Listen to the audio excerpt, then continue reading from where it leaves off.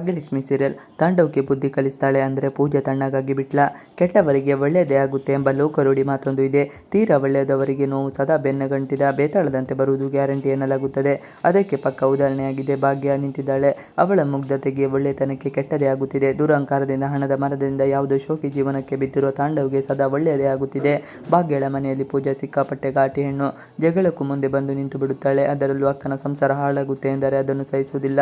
ಭಾವ ದಾರಿ ತಪ್ಪಿಸಿರುವ ವಿಚಾರ ಪೂಜಾಗೆ ಗೊತ್ತು. ಅದಕ್ಕೆಂದೇ ಶ್ರೇಷ್ಠ ಹಾಗೂ ತಾಂಡವ್ಗೆ ಆಗಾಗ ಎಚ್ಚರಿಕೆಯನ್ನು ನೀಡುತ್ತಿದ್ದಾಳೆ. ಆದರೆ ಅದ್ಯಾಕೋ ಪ್ರಯೋಜನವಿಲ್ಲದಂತೆ ಕಾಣುತ್ತಿದೆ. ಪೂಜಾ ಬರೀ ಮಾತಲ್ಲೇ ಹೇಳುತ್ತಿದ್ದಾಳೆ ವಿನ ಕಾರ್ಯರೂಪಕ್ಕೆ ತರುತ್ತಿಲ್ಲ.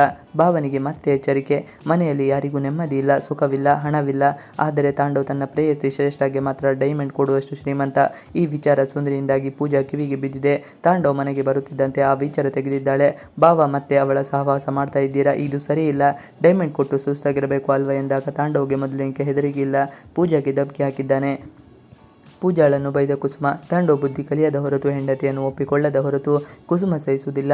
ಮನೆಯವರ್ಯಾರು ತಾಂಡವ್ ಜೊತೆಗೆ ಮಾತನಾಡುವುದು ಕೂಡ ಇಷ್ಟವಿಲ್ಲ. ಪೂಜಾ ತಾಂಡವ್ ಜೊತೆಗೆ ಮಾತನಾಡುತ್ತಿದ್ದನ್ನು ಕಂಡು ಕುಸುಮ ಬೈದಿದ್ದಾಳೆ. ಪಕ್ಕದ ಮನೆಯವರ ಜೊತೆಗೆ ಏನು ಕೆಲಸ ಎಂದು ಕರೆದುಕೊಂಡು ಹೋಗಿದ್ದಾಳೆ. ಪೂಜಾಳನ್ನು ಮತ್ತೆ ರೇಗಿಸಿದ ತಾಂಡವ್. ಪೂಜಾ ತಾನು ಸಿಕ್ಕಾಪಟ್ಟೆ ಸ್ಟ್ರಾಂಗ್ ಅಂದುಕೊಂಡಿದ್ದಳು. ಯಾಕೆಂದರೆ ತಾಂಡವ್ ಮೊದಲು ಅವರ ಧಮಕಿಗೆ ಹೆದರುತ್ತಿದ್ದ. ಈಗ ಅವನೇ ಧಮಕಿ ಹಾಕುತ್ತಿದ್ದಾನೆ. ಇದು ಪೂಜಾಳನ್ನು ವೀಕ್ ಮಾಡಿದೆ. ಅಕ್ಕನ ಸಂಸಾರ ಹಾಳಾಗಿ ಬಿಡುತ್ತಲ್ಲ ಅನ್ನೋದು ಸಂಬಂಧ ಇದೆ ಎಂದು ಗೊತ್ತಾದರೆ ಅಕ್ಕ ಬದುಕ್ತಾಳ. ನಾನು ಯಾವುದೇ ಕಾರಣಕ್ಕೂ ವೀಕ್ ಹಾಕಬಾರದು. ಇದು ಭಾವನಿಗೆ ಸಿಗುವ ಅವಕಾಶವಾಗಿ ಬಿಡುತ್ತೆ ಎಂದು ಕಣ್ಣಲ್ಲಿ ನೀರು ಹಾಕುತ್ತಾ ಕುಳಿತಿದ್ದಳು. ಅಷ್ಟರಲ್ಲಿ ಅಲ್ಲಿಗೆ ಬಂದ ತಾಂಡವ್ ಮತ್ತೆ ತನ್ನ ದುರಹಂಕಾರದ ನಡೆ ಪ್ರದರ್ಶಿಸಿದ್ದಾನೆ.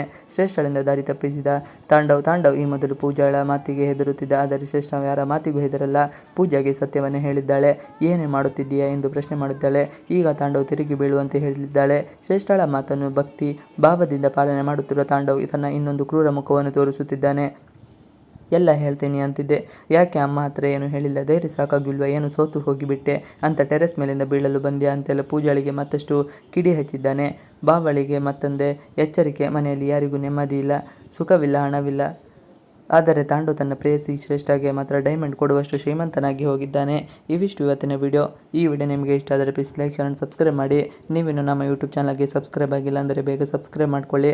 ನಾವು ಹಾಕುವಂಥ ಎಲ್ಲ ವಿಡಿಯೋಗಳು ನಿಮಗೆ ನೋಟಿಫಿಕೇಶನ್ ಮುಖಾಂತರ ದೊರೆಯುತ್ತದೆ. Thanks for watching video. Please like, share and subscribe our channel for more videos.